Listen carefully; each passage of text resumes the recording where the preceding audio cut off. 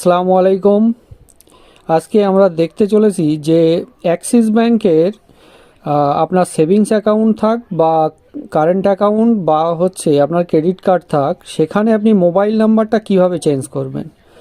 তো mobile number change করতে গেলে প্রথমে কি করতে হবে, আমাদের অ্যাক্সিস যে মোবাইল অ্যাপসটা আছে, এই যে অ্যাক্সিস মোবাইল অ্যাপসটাকে ওপেন করতে হবে। ওপেন করার পরে এখানে আপনাকে কি করতে হবে, লগ ইনে যেতে হবে। লগ ইনে ক্লিক করব। লগ ইনে ক্লিক করার পর ফিঙ্গারপ্রিন্ট দিয়ে দিলাম। লগ ইন হয়ে গেছে। আপনাদের যদি ফিঙ্গারপ্রিন্ট না থাকে তাহলে পিন দিয়ে লগ ইন করে নেবেন। তারপরে কি করতে হবে, এইখানে যে 3 ডট আছে, এই যে 3 লাইন আছে, এই 3 লাইনে ক্লিক করতে হবে। করার পরে এই যে সার্ভিস অ্যান্ড সাপোর্টের ওপরে ক্লিক করতে হবে। করার পরে পুনরায় আপনাদের কি করতে হবে, সেকেন্ড যে অপশানটা আছে সার্ভিসেস, এই সার্ভিসেসের ওপর ক্লিক করতে হবে। করার পরে একটু লোডিং হবে। লোডিং হওয়ার পরে এখানে দেখবেন অনেকগুলো অপশান খুলে গেছে। এইখানে দেখবেন যে block credit card, manage credit card uses, credit card set reset pin, limit, update address. তার পাশেই এই জায়গাটায় আছে আপনার আপডেট মোবাইল নাম্বার। তো আমরা কি করব, আপডেট মোবাইল নাম্বারে ক্লিক করব। করার পরে একটু লোডিং নেবে। তারপরে এখানে এক্সিস্টিং যে মোবাইল নাম্বার আছে সেটা এখানে দেখাবে। যেহেতু আমার ক্রেডিট কার্ড আছে শুধু অ্যাক্সিস ব্যাংকের, কোনো সেভিংস অ্যাকাউন্ট নেই, সেই জন্য এখানে ক্রেডিট কার্ডের অপশানটা দেখাচ্ছে। তো আমরা কি করব, এখানে যেহেতু ক্রেডিট কার্ড আছে আমার, যাদের সেভিংস অ্যাকাউন্ট আছে এখানে সেভিংস অ্যাকাউন্ট শো করবে, যাদের কারেন্ট অ্যাকাউন্ট আছে এখানে কারেন্ট অ্যাকাউন্ট শো করবে। তারপরে আপনি যদি চাইলে এখানে সিলেক্ট অপশান দেবে। যেহেতু আমার একটা আছে ওই জন্য সিলেক্ট অপশান দিচ্ছে না। যদি আপনার সেভিংস অ্যাকাউন্ট থাকে তাহলে সিলেক্ট অপশান দেবে, আপনি কোনটাকে চেঞ্জ করতে চাইছেন।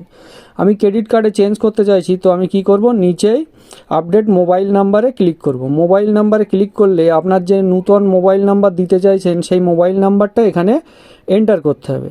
তো আমি যে নূতন মোবাইল নাম্বারটা দেবো সেটা এন্টার করে নিই।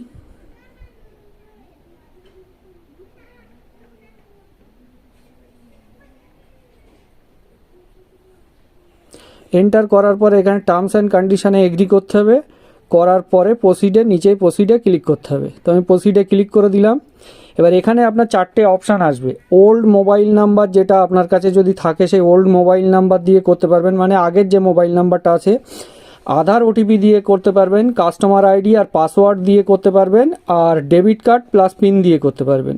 তো যেহেতু আমার ক্রেডিট কার্ডের, সেই জন্য আমি ওল্ড মোবাইলটা দিয়ে করে দিচ্ছি। ওল্ড মোবাইলের ওপরে ক্লিক করলাম। এখানে ওটিপি ওয়ান টাইম পাসওয়ার্ড একটা আমার ওল্ড মোবাইল নাম্বারে সেন্ড করা হবে।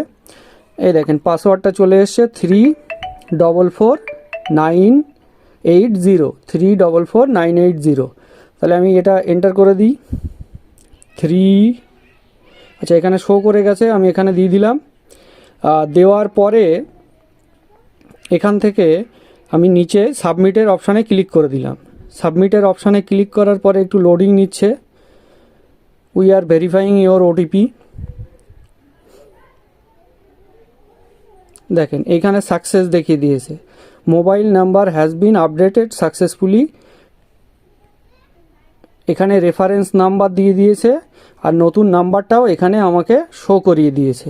তো এইভাবে আপনারা আপনার অ্যাক্সিস ব্যাংকের দেখেন মেসেজও চলে এসছে, আপনার your update mobile number request has been successfully registered.